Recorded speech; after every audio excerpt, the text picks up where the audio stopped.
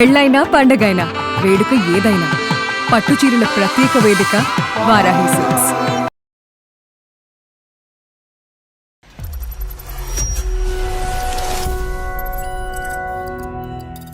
Marriage అయిన 3 months తర్వాత ఒక అమ్మాయిని తీసుకొచ్చారు సార్ ఇంటికి. ఏం కనిపించిందమ్మా అందులో ఏముంది? ఆ ఫోటోలో ఉన్న పర్సన్ మా ఇంటికి వచ్చే పర్సన్ ఒకళ్ళే సార్.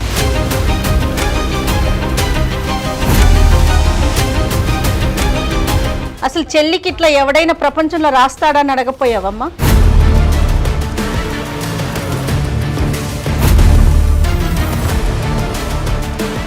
ఇద్దరు ఒకటే కన్నా. రమ్య చచ్చిపోయిందిగా. ఇప్పుడు ఇద్దరిని చూసుకునే బాధ్యత నాది సార్. నీ బొంద నీ ఇద్దరిని చూసుకోవు, ముగ్గురిని చూసుకుంటావు.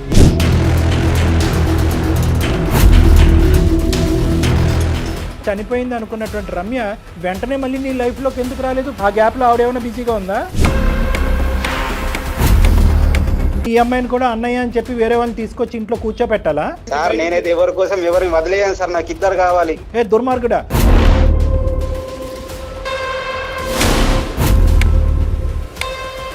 ఇన్ని రోజులు నమ్మాను కాబట్టి నువ్వు చెప్పినవన్నీ నమ్మాను. ఇప్పుడు ఆ ఫోటో చూసిన తర్వాత నాకు నమ్మకం అంతా పోయింది. చెల్లె అని చెప్పడానికి సార్ ఒక రీజన్ ఉంది.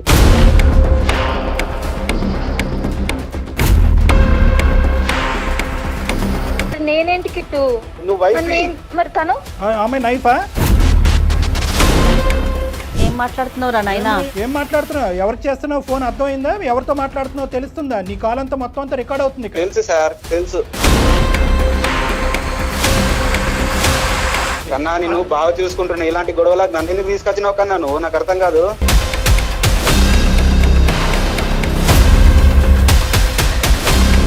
అసలు నిన్ను ఎలా వర్ణించింది అంటే ఆ అమ్మాయి రాముడండి, దేవుడండి. మళ్ళీ ఒక కంపెనీలో హెచ్ఆర్గా చేస్తున్నారంటే ఎంత తెలివి ఉండాలి? ఇప్పటికీ ఎప్పటికీ రమ్య అనేటటువంటి రీ ఎంట్రీ ఇచ్చినటువంటి ఈ అమ్మాయి నాకు చెల్లితో తల్లితో సమానం అని నువ్వు చెప్పగలవా? గీత నీ చెల్లి లాంటిదని పరిచయం చేశాను. అది అమ్మని దుంపతేగా. సార్ నాకు ఏం అర్థం కావట్లేదు సార్. నా లైఫ్ ప్లీజ్ మీరే హెల్ప్ చేయండి. ఇప్పుడు మనకు ఇప్పుడు తెలిసి ఇక్కడ గీత అక్కడ రమ్య అనే అర్థమైంది. ఇంకా ఎంతమంది ఉన్నారు?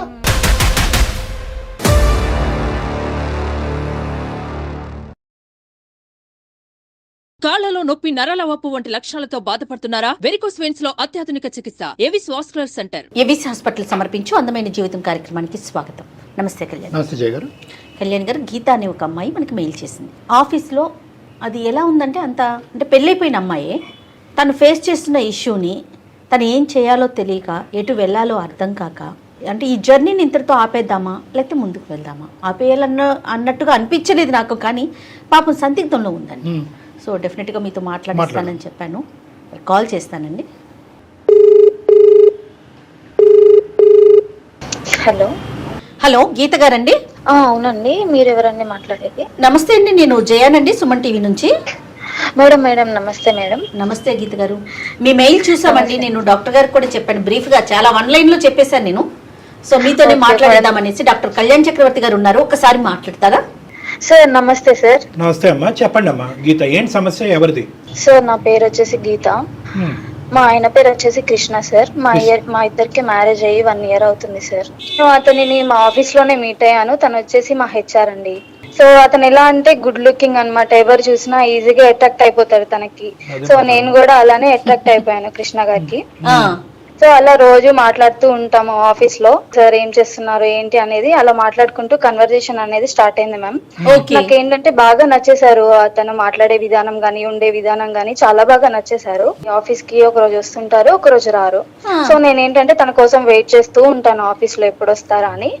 అలా కంటిన్యూగా ఒక 20 days రాలేదండి. సో నేను ఎందుకు రావట్లేదు ఏంటి అన్న కన్ఫ్యూజన్ లో నేను సార్ కి కాల్ చేశాను, హెచ్ఆర్ సార్. కాల్ చేసి సార్ ఏంటి ఎందుకు రావట్లేదు, ఇలా 20 days అవుతుంది కదా మీరు రాకుండా అనేసి అడిగితే నేను ఇలా జాబ్ మానేశాను అనేసి అన్నారు. ఎందుకు సార్ ఏమైంది రీజన్ తెలుసుకోవచ్చా అనేసి అడిగితే నా పర్సనల్ ఇష్యూ అందుకని రావట్లేదు అనేసి అన్నారు. ఓకే. సో మళ్ళీ నేను 2 days తర్వాత నేను మళ్ళీ రిటర్న్ కాల్ చేశాను. సార్ ఒకసారి కాఫీకి కలుద్దాము వెళ్దామా ఈవినింగ్ అనేసి అడిగాను. సార్ అన్నారు లేదు నేను రానమ్మా అనేసి అన్నారు. నేను మళ్ళీ నెక్స్ట్ డే మళ్ళీ కాల్ చేసి సార్ మళ్ళీ మీట్ అవుదాము, మీతో కొంచెం మాట్లాడాలి, మీకు ఒకటి చెప్పాలి, రండి సార్ కాఫీకి అనేసి చెప్పాను. తను వచ్చారు. సో అంటే పర్సన్ అనేది టోటల్ డిఫరెంట్ గా చేంజ్ అయిపోయారు.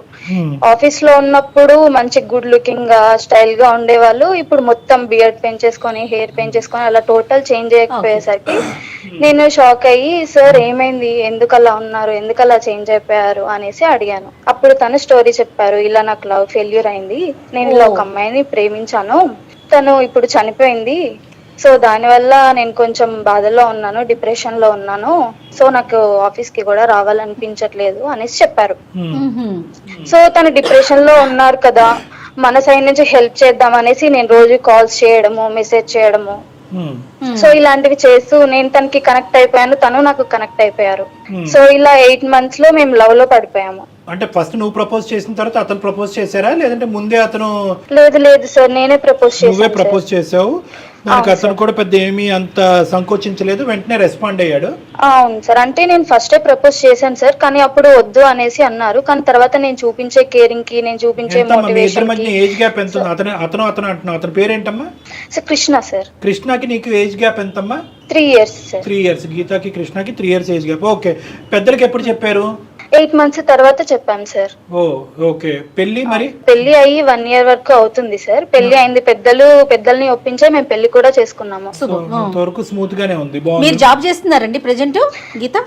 మేడం చేస్తున్నాను మేడం, సాఫ్ట్వేర్ జాబే చేస్తున్నాను. తను కూడా జాబ్ చేస్తున్నాను. ఒకే కంపెనీనా? మా కంపెనీ కాదు మేడం, ఇప్పుడు వేరే కంపెనీ. ఆ కంపెనీలో జాబ్ మానేసిన తర్వాత తను డిప్రెషన్ లో నుంచి బయటకు వచ్చిన తర్వాత వేరే కంపెనీలో జాయిన్ అయ్యారు జాబ్. ఆయన వేరే కంపెనీలో జాయిన్. రైట్. అవును. తర్వాత అతను ఆ జ్ఞాపకాల గురించి కానీ ఆ ప్రేమ ఎంతవరకు కొనసాగింది ఇవేమన్నా నువ్వు తర్వాత అడిగి తెలుసుకున్నావు? అతను ఏమైనా చెప్పాడు? ఇంకా అవేమి లేవు? లేదు సార్, నేనేమి అడగలేదు. ఎందుకంటే మళ్ళీ పాత విషయాలు గుర్తు చేసి బాధ పెట్టడం ఎందుకు అనేసి నేనే ఏం అడగకుండా కామ్ గా మేమిద్దరం చాలా హ్యాపీగా ఉన్నాం సార్. పెళ్ళైన తర్వాత కూడా మా ఇద్దరి మధ్య ఏ డిస్టర్బెన్స్ లేవు, ఏ మిస్అండర్స్టాండింగ్స్ లేవు, చాలా హ్యాపీగా ఉన్నాం. ఓకే. మరి ఇష్యూ ఏంటమ్మా, ఏమైంది?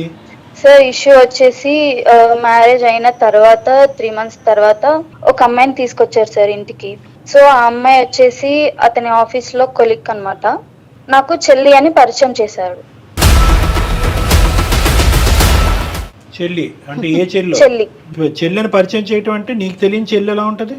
కొలిక్ చెల్లి సార్. కొలిగి చెల్లి. ఈ చెల్లెలతో సగం తరగతి. సరే నువ్వు ఓకే, అప్పటి వరకు పరిచయం చేయనాడు, ఇప్పుడు ఎందుకు పరిచయం చేశాడు సడన్ గా చెల్లిని? అదే సార్ నేను అడిగాను, ఎక్కడి నుంచి వచ్చింది తిను ఎవరంటే ఇలా జాయిన్ అయింది రీసెంట్ గానే, నాతో మంచిగా మాట్లాడుతుంది చెల్లి అనేసి చెప్పాడు. నేను ఏం క్వశ్చన్ అడిగినా గానీ ఇట్లా చెల్లి అనేసి చెప్పాడు. సో దానివల్ల ఏంటంటే నేను కూడా ఏం క్వశ్చన్ అడగలేదు, నాకు కూడా ఏం డౌట్ రాలేదు. సో అలా ఆమె కంటిన్యూగా 2-3 times ఇంటికి వస్తూనే ఉంది సార్. ఇంటికి రావటం, మళ్ళీ వాళ్ళు ఫోన్ లో అన్నయ్య చెల్లి అని ఫోన్ లో మాట్లాడుకోవటం, ఇవంతా నడుస్తూనే ఉంది. అవును సార్. నేను చెల్లినే కదా అనేసి నేను కూడా ఏం పట్టించుకోలేదు సార్. అలా కొన్ని డేస్ కొనసాగింది. సో తర్వాత ఒక రోజు మేము మా ఇద్దరికి ఇన్కమ్ బానే ఉంది, సొంత ఇల్లు కొనుక్కుందాము, ఇల్లు షిఫ్ట్ అవుదాం అనేసి నేనే అడిగాను. ఓకే షిఫ్ట్ అవుదాం అన్నారు. అప్పుడు అన్ని ప్యాక్ చేస్తుంటే ఏంటంటే తన ఓల్డ్ మెమోరీస్ ఫొటోస్ అన్ని నాకు కనిపించాయి. ఏం కనిపించింది? ఏముంది? ఒక బాక్స్ ఉందండి. ఆ బాక్స్ లో వచ్చేసి ఫొటోస్, కవితలు. ఆ ఫొటోస్ వెనకాల వాళ్ళు ఫస్ట్ డే మీట్ అయిన డేట్, వాళ్ళు ఏం మాట్లాడుకున్నారు, కవితలు ఉంటాయి, తను రాసిన కవితలు అవన్నీ ఉన్నాయి సార్ బాక్స్ లో. ఎవరు అమ్మాయి? అంటే ఏ అమ్మాయి? ఆ ఫోటోలో ఉన్న పర్సన్ మా ఇంటికి వచ్చే పర్సన్ ఒకళ్ళే సార్.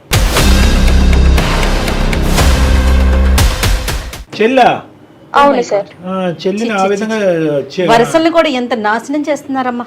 కదమ్మా, ఇప్పుడు అతనికి ఈ అమ్మాయి ప్రేమించేటటువంటి అమ్మాయినే కొద్దిగా నీ దగ్గర నుంచి ఒక ఇండైరెక్ట్ లైసెన్స్ గురించి వాళ్ళ ఫ్రీనెస్ గురించి చెల్లి కింద పరిచయం చేశాడు నీకు, అంతేనా? అవును సార్ నాకు అది ఆ ఫోటో చూసినప్పుడే అర్థమైంది సార్. ఆ ఫోటో వెనక ఐ లవ్ యూ అని రాసుకోవడము, ఆ కవితలు అవన్నీ చూసిన తర్వాతే నాకు తెలిసింది సార్. సో ఇంటికి వచ్చినప్పుడు నేను అడిగాను, ఇలా ఫొటోస్ దొరికాయి, ఈ అమ్మాయి మన ఇంటికి వస్తుంది, మరి ఈ ఫోటో వెనకనేమో ఐ లవ్ యూ అని రాసింది, కవితలు ఉన్నాయి, మరి ఈ అమ్మాయి ఏమో చెల్లి అని పరిచయం చేసావు, మీరు ఫస్ట్ మీట్ అయిన డేట్ ఉంది, అసలు ఎవరు ఈ అమ్మాయి? అసలు చెల్లికి ఇట్లా ఎవడైనా ప్రపంచంలో రాస్తాడని అడగపోయావమ్మా? ఇంకా చెల్లి స్టోరీ ఏముందిలేండి, కానీ అతను ఆ విధంగా చెల్లి అన్నట్టుగా డిస్క్రైబ్ చేసి చూపెట్టి మేము నీ చెవులో ఏమొచ్చి పెద్ద పువ్వు పెట్టాడు.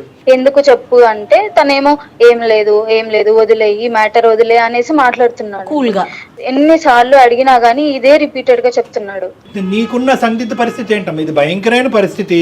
ఎందుకంటే నువ్వు చక్కగా ఆ అబ్బాయిని మోటివేట్ చేసి చచ్చిపోవలసినటువంటి మనిషికి ఇంకో జీవితాన్ని ఇచ్చి ప్రేమించినటువంటి అమ్మాయి స్థానాన్ని నువ్వు తీసుకుని ఆ విధంగా ముందుకు వచ్చినటువంటి అమ్మాయిని అసలు నువ్వు నీ పాదావందనం చేసి పూలతో పూజించాలి నిన్ను. అలాంటి నీకు వెన్నుపోటు పొడిచి చెల్లి అని పరిచయం చేస్తూ వేరే చెల్లిని తీసుకురావటం అనేది ఎంతవరకు సబబు? అంత దుర్మార్గత్వం ఎలా వచ్చింది? నీ క్వశ్చన్ ఏంటి? అదే సార్, నాకు అసలు ఏం అర్థం కావట్లేదు సార్. అసలు ఆ అమ్మాయి ఎవరు? పాస్ట్ లో చనిపోయిన అమ్మాయి అన్నాడు, తను ఎవరు? నేను ఇంకా పాస్ట్ విషయాలు ఏం అడగలేదు కదా సార్. చనిపోయిన అమ్మాయి ఎలా బతుకొస్తుందిలే అమ్మా, తీసి పక్కన పెడదాంలే. కానీ ఆ అమ్మాయి చనిపోయింది, ఆ అమ్మాయి క్లోజ్ అయిపోయింది, దాని గురించి అతను మరి ఈ అమ్మాయి చెల్లి అని పరిచయం చేసి మరి ఈ అమ్మాయికి ఐ లవ్ యూ అని చెప్తున్నాను. నాకు ఇప్పుడు చచ్చిపోవాలా బతకాలా అనేది నాకు ఏం అర్థం కావట్లేదు. ఇప్పుడు ఎలాగైతే కనుక ఆ అమ్మాయి చనిపోయిన తర్వాత నువ్వు ఎలాగైతే ముందుకొచ్చి మోటివేట్ చేసి కౌన్సిలింగ్ చేసావో, ఇంటి దగ్గర వేరే అమ్మాయి కౌన్సిలింగ్ చేసినట్టుంది ఆ అమ్మాయి ఈ అమ్మాయి.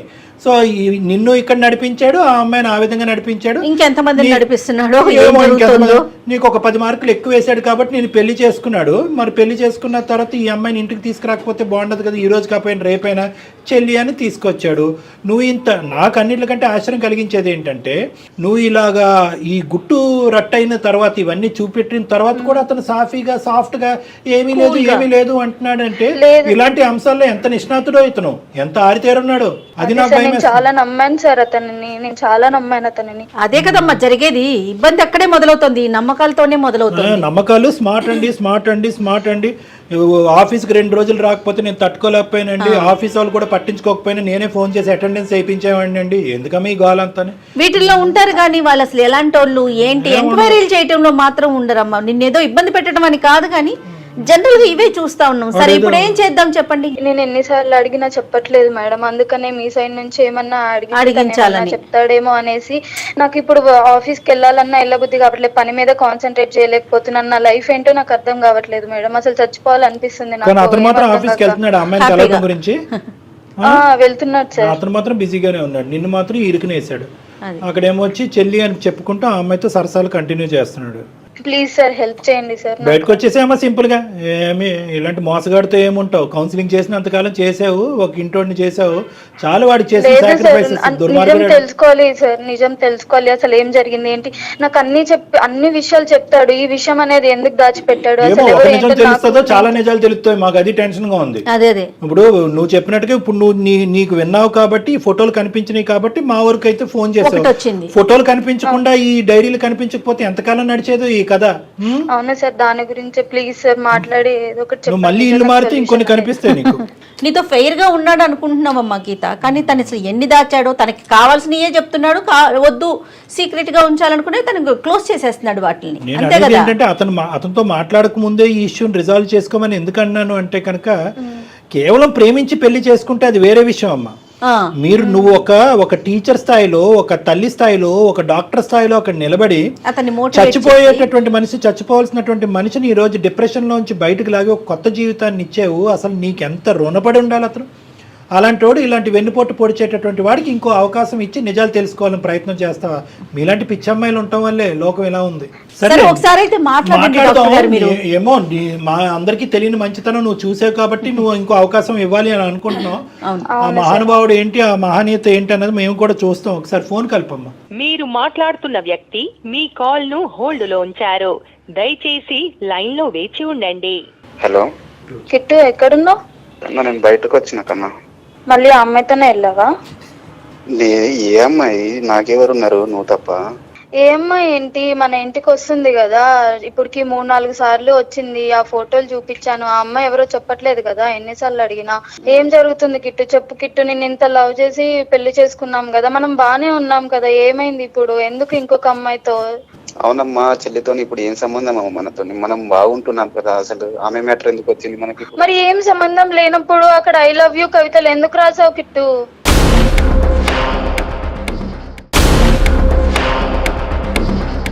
నేను చెప్పాను కదా, గతం అంతా నువ్వే ఉన్నావు మొత్తము. లేదు కిట్టు, నువ్వు ప్రతిసారి ఇలానే మాట మారుస్తున్నావు. ప్లీజ్ కిట్టు, చెప్పు కిట్టు, నేను చచ్చిపోతాను లేదంటే. అంత మాటలు ఎందుకు మాట్లాడుతున్నావు కన్నాను? మరి నువ్వు అలానే చేస్తున్నావు కదా, ఎన్ని టైమ్స్ అడిగినా ఇలానే అంటున్నావు. ఇంకా ఎన్ని రోజులు చెప్పు? ఆ అమ్మాయి ఏమో ఇంటికి వస్తుంది చెల్లి అంటున్నావు, అక్కడేమో ఐ లవ్ యూ అని రాసింది. నేను ఎలా నమ్మాలి చెప్పు? నేను చూసుకోవడంలో నీకేమైనా తేడా అనిపించిందా కన్నా చెప్పు? లేదు కిట్టు, ప్లీజ్ కిట్టు, ఆ అమ్మాయి ఎవరు చెప్పు కిట్టు ప్లీజ్. నేను ఇన్ని టైమ్స్ అడిగినా నువ్వు చెప్పట్లేదు. అందుకనే నేను అందమైన జీవితం జయ మేడం గారికి నేను మెయిల్ సెండ్ చేశాను. మేడం మాట్లాడతారు, మేడంతో మాట్లాడు. టెన్షన్ లో మాట్లాడుతా ఉంది. నమస్తే అండి కృష్ణ గారు, చాలా బాధలో ఉన్నట్టున్నారు మీరు. నమస్తే. నమస్తే మేడం. అదే చాలా బాధగా అనిపిస్తోంది మీ వాయిస్. అది కూడా ఇది సుమన్ టీవీ అందమైన జీవితం ప్రోగ్రామ్ అండి. నాతో పాటు డాక్టర్ కళ్యాణ్ చక్రవర్తి గారు కూడా లైన్ లో ఉన్నారు. గీతకి ఏం మాట్లాడాలో, తనకి ఏం చేయాలో తెలియక మా దాకా వచ్చారండి, మాకు మెయిల్ చేశారు మీ ఇద్దరి మధ్య జరుగుతున్న ఇష్యూ గురించి. ఏంటండి ఈ వ్యవహారం ఏంటి? నాకు ఆ రిలేషన్ ని చెప్పడానికి కూడా నాకు నోట్లోంచి మాట రావట్లేదు. మీరు చెప్పిన రిలేషన్ వేరు, అక్కడ జరుగుతున్నది వేరు. అసలు అమ్మాయికి ఏం పాలు పోవట్లేదు. ఇప్పుడు అలా కాదు. ఇప్పుడు ఆ అమ్మాయి ఇప్పుడు ఈ అడ్డంగా వాదన అనేది చాలా దరిద్రంగా ఉంది. ఒక అమ్మాయిని తీసుకొచ్చావు, 1-2 సార్లు ఏమొచ్చి చెల్లి చెల్లి అని పిలిపించావు, చెల్లి అని అన్నావు, పరిచయం చేసావు. ఆ అమ్మాయి ఏమొచ్చి అసలు సిగ్గు లేకుండా నేను అన్నయ్య అని అంటుంది. ఆ అమ్మాయి ఎవరో తీరా కట్ చేసి చూస్తే కనుక ఈ అమ్మాయిని ఎందుకు ఇప్పుడు పిచ్చిదాన్ని చేస్తున్నారు మీరు? వాస్తవాలకు నిజాన్ని ఒప్పుకోవచ్చు కదా మీరు. ఫోటోలు వెనకాతలు ఏమొచ్చి మీ ఇద్దరు లవ్ స్టోరీలు కథలుగా రాసి ఉన్నాయి, కవితలు ఉన్నాయి, ఇంకా చండాలం అంతా ఉంది. ఈ చండాలం అంతా చూసిన తర్వాత కూడా ఇది నిజం కాదు, ఆ అమ్మాయి చెల్లే చెల్లే చెల్లే అని చెప్పి ఎవరిని పిచ్చోలు చేస్తున్నారు మీరు? నువ్వు తీసుకొచ్చినటువంటి అమ్మాయి ఎవరు? నీ గతంలో జరిగినటువంటి ఆ స్టోరీ ఏంటి? ఆ కథ చెప్తూ గెడ్డలు పెంచుకుని ఈ అమ్మాయిని ఎందుకు ట్రాప్లో వేసావు? అసలు వాస్తవానికి నీ గతంలో ఒక స్టోరీ ఉందా, లేదంటే ఈ అమ్మాయిని పడేసే దాని గురించి నువ్వు ఆడినటువంటి ఒక నాటకమా?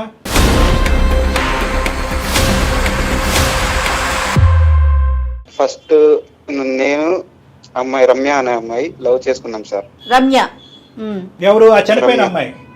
చనిపోయిన అమ్మాయి సార్. చనిపోయిన అమ్మాయి. నువ్వు ఎంతకాలం లవ్ స్టోరీ మీది? రమ్య నేను 1 year లవ్ చేసుకున్నాం సార్. ఓకే. ఎలా చనిపోయింది అమ్మాయి? యాక్సిడెంట్ లో చనిపోయింది అని వాళ్ళ ఎవరు చేశారో తెలియదు సార్. ఇంటి నుంచో వారికి బయట నుంచో అని తెలియదు మాకు. ఓకే. కాల్ వచ్చింది సార్, ఒక అన్నోన్ కాల్ వచ్చి ఇట్లా యాక్సిడెంట్ లో చనిపోయారు అని వచ్చింది. వాళ్ళ ఇంటికి వెళ్ళి చూసే లోపు వాళ్ళ ఇంటికి తాళం ఉంది సార్. పక్కింటి వాళ్ళని అడిగితే వాళ్ళ సొంతూరుకి వెళ్ళిపోయారు అని అడిగితే వాళ్ళ సొంతూరు అనే డిస్కషన్ మాకు ఇద్దరి మధ్యలో ఎప్పుడు రాలేదు. 1 year. యాక్సిడెంట్ అయిన అమ్మాయిని మీరు చూడలే మీ కళ్ళతో? నా కళ్ళతో నేను చూడలేదు మేడం. అసలు మేము చనిపోయిందని నేను డిప్రెషన్ లో ఉన్నాను సార్. 1 year డిప్రెషన్ లో ఉండే టైంలో గీత అప్పుడు పరిచయం అయింది సార్ ఆఫీస్ లో నాకు. ఓకే.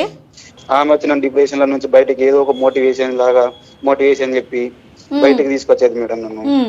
ఆ తర్వాత అలా లవ్ మంచిగా కుదిరి ఆ తర్వాత పెళ్లి చేసుకున్నాం మేడం. మేము ఉండే ఇల్లు షిఫ్ట్ అయ్యే టైం దగ్గరకు వచ్చింది. షిఫ్ట్ అయ్యే టైంలో ఈ రమ్య పిక్స్ కనబడ్డాయి మేడం. అంటే ఇప్పుడు దాచుకున్నవి ఉంటాయి కదా మేడం కొన్ని.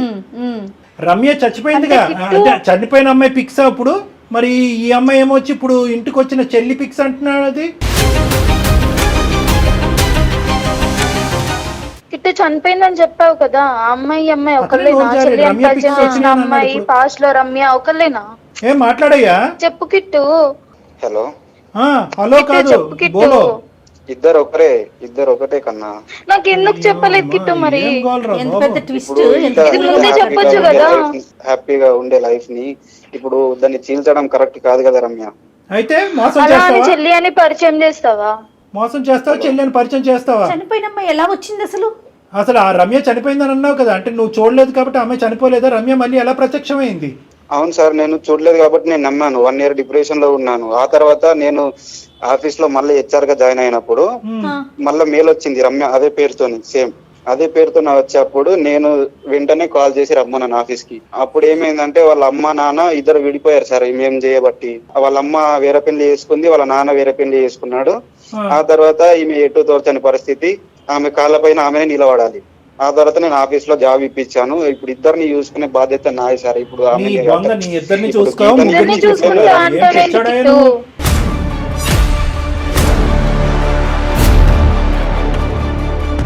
ఎక్కడ పిచ్చగోలు ఇది? అలా కాదు, నువ్వు ఇద్దరిని చూసుకుంటావు, నలుగురిని చూసుకుంటావు అనేది తర్వాత మాట్లాడదాం. ఇక్కడ పాయింట్ ఏంటంటే కనుక రమ్య చనిపోయింది అనుకున్నటువంటి రమ్య వెంటనే మళ్ళీ నీ లైఫ్ లోకి ఎందుకు రాలేదు? ఇప్పుడు మధ్యలో గ్యాప్ ఎందుకు ఇచ్చింది? 1 year ఏం ఆ చేసిందంట? గ్యాప్ లో ఆవిడేమైనా బిజీగా ఉందా? ఆమెని ఇంట్లో అరెస్ట్ చేశారంటే, హౌస్ అరెస్ట్. హౌస్ అరెస్ట్ చేసి ఫోన్లన్నీ తీసేసుకుని మాట్లాడనివ్వకుండా చేశారు. అవును. మళ్ళీ వాళ్ళ అమ్మ నాన్నకి ఏం ప్రాబ్లం వచ్చింది? వాళ్ళిద్దరు వేరే వేరే పెళ్లిళ్ళు చేసుకున్నారు అసహ్యంగాని. అయ్యో, ఏమయ్యా నువ్వు ఏమైనా ఖర్చు చెప్తున్నావా మాకు? నిజమా ఇదంతా? గీతతో పెళ్లి అయ్యాక సార్ 1 year అంటే ఈ మధ్యలో మంచి హ్యాపీగా ఉండే లైఫ్ లో ఆ, ఈ తర్వాత 3 months తర్వాత వచ్చింది. పెళ్ళైపోయినాక వచ్చినప్పుడు ఆ అమ్మాయిని ఆదుకోవాలంటే ఉద్యోగం ఇచ్చావు, అంతవరకు చూసుకో. అంతేగాని ఈ దరిద్రాలన్నీ ఏంటండి? పెళ్ళైపోయినోడివి నువ్వు చెల్లెని పరిచయం చేయటం ఏంటి? కాదు ఇప్పుడు అవును మేడం. ఇప్పుడు నా వల్ల తన లైఫ్ డిస్ట్రాయ్ అయింది కాబట్టి నేను చూసుకోవాలన్న ఒక చూసుకోవటం అంటే ఎట్లా చూసుకుంటారండి? కాదు, ఏం అసలు చూసుకుంటాం? నీ వల్ల డిస్ట్రాయ్ ఒక్క నిమిషం. అసలు నీ వల్ల డిస్ట్రాయ్ అయిందని నువ్వు ఎలా అంటావు?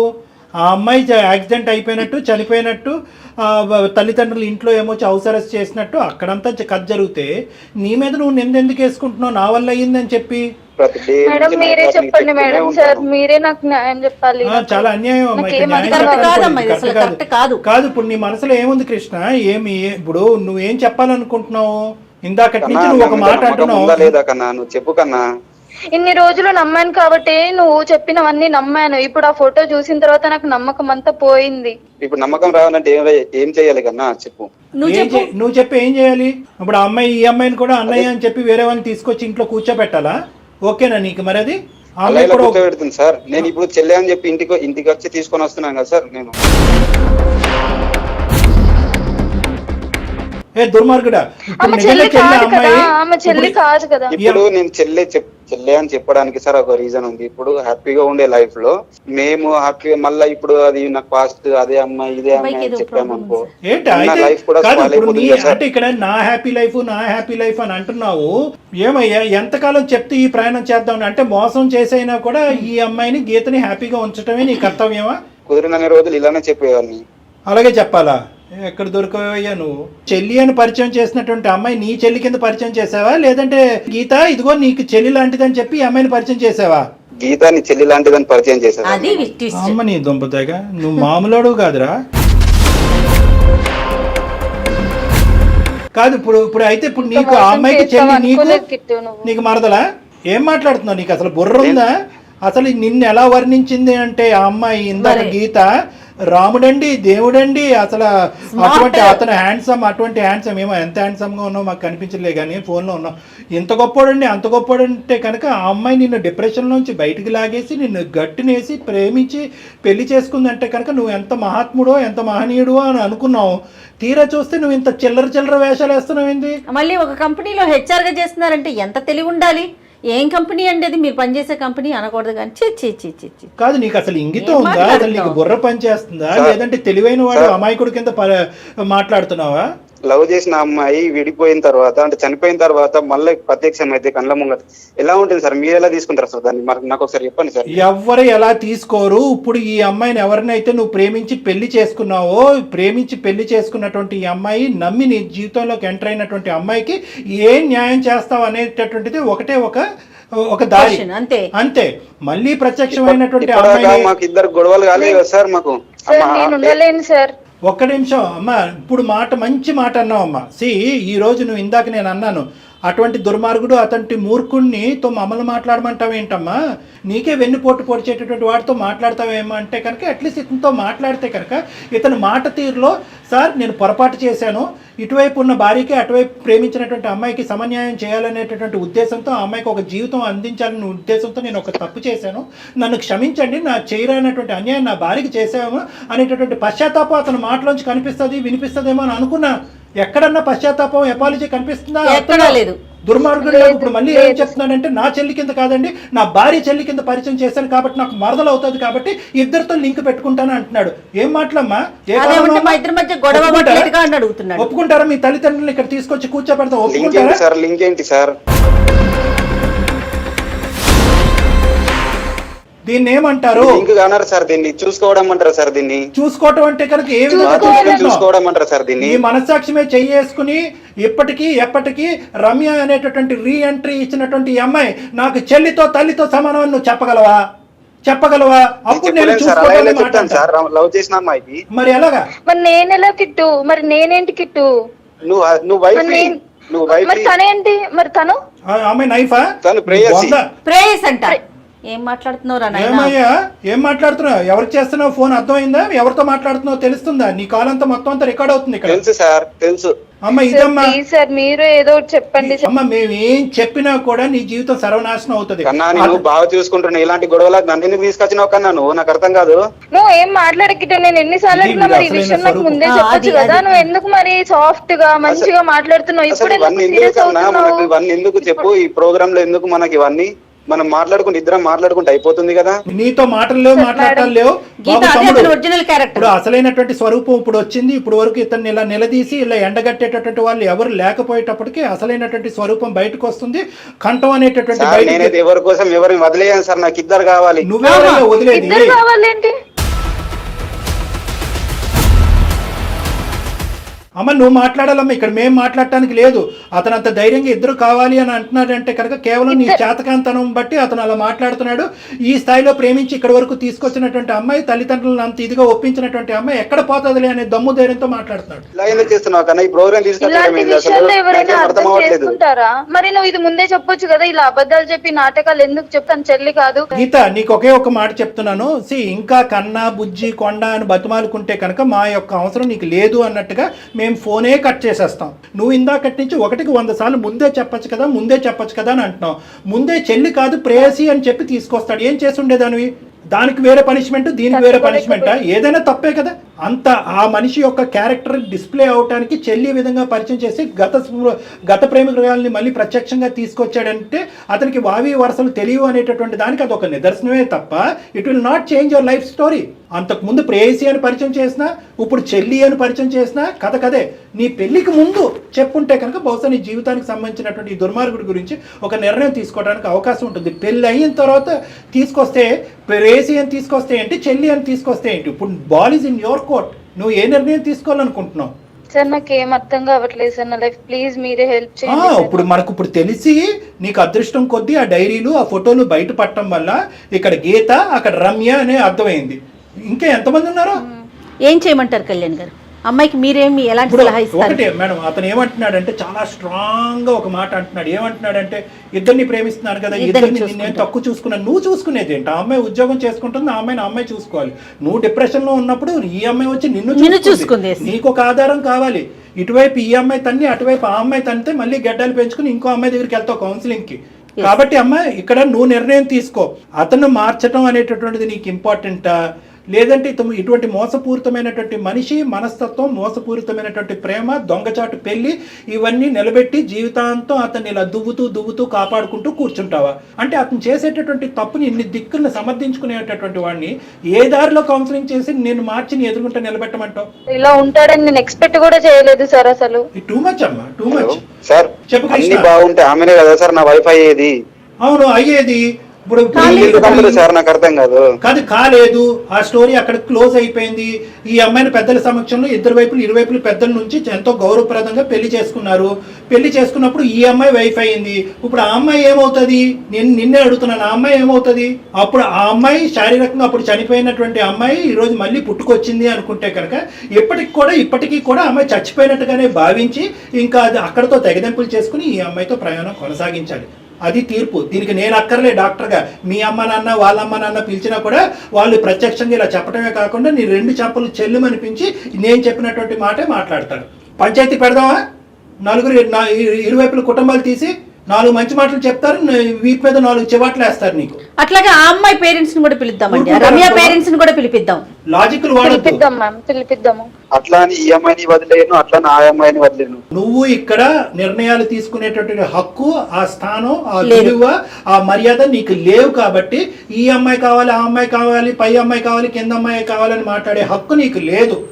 ఏ అమ్మాయి కావాలి వాళ్ళు డిసైడ్ చేసుకోవాలి. సరే ఆ రమ్య అనేటటువంటి అమ్మాయికి నీలాగే సిగ్గుమాలినటువంటి అమ్మాయి, బుద్ధి లేనటువంటి అమ్మాయి, వాళ్ళ తల్లిదండ్రులు అలా ఏడ్చారు కాబట్టి ఆ అమ్మాయి బందికానలో ఉంది. ఇక్కడి వరకు వచ్చిన తర్వాత అరే గీత అనేటటువంటి అమ్మాయి జీవితం సర్వనాశనం అవుతుంది, నా ప్రేమను ఇక్కడితో ఇక్కడ తెగదెంపులు చేసుకుంటానని చెప్పి ఆ అమ్మాయి వెనుదిరుగుంటే కనుక ఆ అమ్మాయి గురించి కొద్దిగానే మేము మర్యాదగా మాట్లాడి ఉండేవాళ్ళం. ఆ అమ్మాయి ఇక్కడికి వచ్చి నేను పట్టినటువంటి దీనికి మూడే కాళ్ళు అన్నట్టుగా నిన్ను తనుకుని వెళ్ళిపోయి చెల్లిగా పరిచయం చేసేసుకుని, ఏ నీకు బుద్ధి లేదు, నీకు బుద్ధిహీనత, ఆ రమ్య కన్నా కొద్దిగానే బుద్ధి ఉండాలి కదా, ఆ అమ్మాయి గడ్డి తింటుందా, మళ్ళీ మీ కాపురం చెడగొడుతూ ఎందుకు బతకాలి? ఎవరున్నారు అనేటటువంటిది ఇక్కడ అసందర్భం, అనవసరం. ఇక్కడ ప్రస్తుతం ముఖ్యమైనటువంటి అంశం ఏంటంటే నిన్ను కాపాడి నిన్ను ప్రేమించి ఎంతో పరుగుగలగా పెళ్లి చేసుకున్నటువంటి నీ భార్య నీతో ఉండటానికి ఇష్టపడుతుందా లేదా అనేది ఒకటే ఫుల్ స్టాప్. అందులో మేమందరం కూడా నిమిత్త మాత్రమే. ఎన్ని విధాలుగా నువ్వు వెన్నుపోటు పొడిచేవు అనేటటువంటిది ఆ అమ్మాయి చెవులారా ఇప్పుడు విన్నది, కళ్ళారా చూసింది, అన్ని దరిద్రాలు చూసింది, ఏ ఆడది చూడకూడనటువంటి ఏ భార్య చూడకూడదు చూసింది. మీ ఇద్దరి యొక్క అదృష్టం ఏంటంటే ఈ అమ్మాయి ప్రెగ్నెంట్ కాదు, పిల్లలు కూడా లేరు కాబట్టి ఆ అమ్మాయి తీసుకునేటటువంటి నిర్ణయానికి మేము పూర్తిగా సపోర్ట్ చేస్తాం. మీ ఫ్యామిలీ మెంబర్స్ వాళ్ళ ఫ్యామిలీ మెంబర్స్ కూడా పిలిపించి ఇదే వేదిక మీద కూర్చోపెట్టి ఎంత అన్యాయం జరిగిందన్న చేస్తాం. నీకు ఎటువంటి శిక్ష పడాలో, ఈ చీటింగ్ చేసినందుకు ఎటువంటి శిక్ష పడాలో అనేటటువంటి అంశం మీద కూడా మేము లీగల్ అడ్వైస్ కూడా తీసుకుంటాం. భార్య ఉండగా ఇంకొక అమ్మాయిని తీసుకొచ్చి నేను ఇద్దరిని చూసుకుంటానంటే ఏ భార్య ఒప్పుకుంటుంది మేడం? నేను అసలు ఒప్పుకోను మేడం, నా వల్ల కాదు, నేను అతనితో ఉండలేను, నేను అసలు ఇట్లా ఎక్స్పెక్ట్ చేయలేదు మేడం తన నుంచి. అంటే అతను లాజిక్ ఏం లేదు, పాత అమ్మాయినే కదా మళ్ళీ తీసుకొచ్చాను, కొత్త అమ్మాయి కాదు కదా, ఆ అమ్మాయి గురించే కదా నన్ను కౌన్సిలింగ్ చేసుకుని మర్చిపో అని అంది. అంటే ఈ అమ్మాయికి కూడా ఏది గీతకు కూడా ఆ అమ్మాయి మీద ఒక సాఫ్ట్ కార్నరే ఉంది, ఉండుండొచ్చు. కాబట్టి ఇద్దరు తల్లిదండ్రులు లేరు, ఉద్యోగం దిక్కు దివానా లేదు, మా ఆయన బాగుపడాలంటే ఆ అమ్మాయి ఉంటే బాగున్ను అని ఇదివరకు నువ్వు కోరుకున్నావు కాబట్టి ఆ అమ్మాయినే మళ్ళీ తీసుకొచ్చాను, నా మెడిసిన్నే మళ్ళీ తీసుకొచ్చాను, ఇదిగో నా మెడిసిన్ అన్నట్టు ఆ అమ్మాయిని చూపెట్టి ఇతను ఏదో కళ్ళగా అంటున్నాడు. అది పూర్తిగా మోసం అనేది నీకు కూడా అర్థమైంది కాబట్టి ఒక్కసారి నువ్వు మీ పేరెంట్స్ నా దగ్గరకు రండమ్మా, మనం మాట్లాడుకోవాలి. మనం మాట్లాడుకున్న తర్వాత అప్పుడు ఒక బలమైనటువంటి నిర్ణయం తీసుకొస్తాను సార్, పక్కా తీసుకొస్తాను. ఓకే, నువ్వైతే మాత్రం ఇతను కావాలని అయితే మాత్రం దయచేసి కోరుకోవద్దమ్మా. ఎందుకంటే చెల్లినే చెల్లిగా చూపెట్టేటటువంటి ఇలాంటి దుర్మార్గులు ఉంటే కనుక రేపొద్దున ఏదో వావి వరుస కలిపేసి ఇంకో అమ్మాయిని కూడా తీసుకొస్తారు. అప్పుడు ఆ వరుస ఉండేటటువంటి అమ్మాయా లేదంటే ప్రేయస అని చెప్పి మేమందరం తల్లగొక్కోవాలి. సో కాబట్టి ఇన్ని మెట్లు దిగిపోయి ఇంత నీచంగా ప్రవర్తించేటటువంటి వ్యక్తిని మార్చడం కూడా ఇంపాసిబుల్. బాబు కృష్ణ, నువ్వు అమాయకుడు, తెలివి మీరిపోయినటువంటి దుర్మార్గుడు ఏంటో ఇంకా పూర్తిగా నాకు అర్థం కావట్లేదు. అసలు నువ్వు ఇక్కడ నేను మాట్లాడినటువంటి 20 నిమిషాల్లో అసలు నువ్వేంటి, నీ పర్సనాలిటీ అనేది నాకు చాలా కన్ఫ్యూజన్ గా ఉంది. నువ్వు కూడా మీ పేరెంట్స్ తో పాటు నువ్వు రా నా దగ్గరికి, ఆ అమ్మాయి కూడా తన తల్లిదండ్రులతో పాటు వస్తుంది. Okay madam. రైట్. అతను ఏదో మెంటల్ గా డిప్రెషన్ లో ఉన్నట్టు లేదు madam, logic simple logic madam. ఇంతకు ముందు ఒక అమ్మాయి అతని జీవితంలో ఉంది, ఆ అమ్మాయి చనిపోయింది.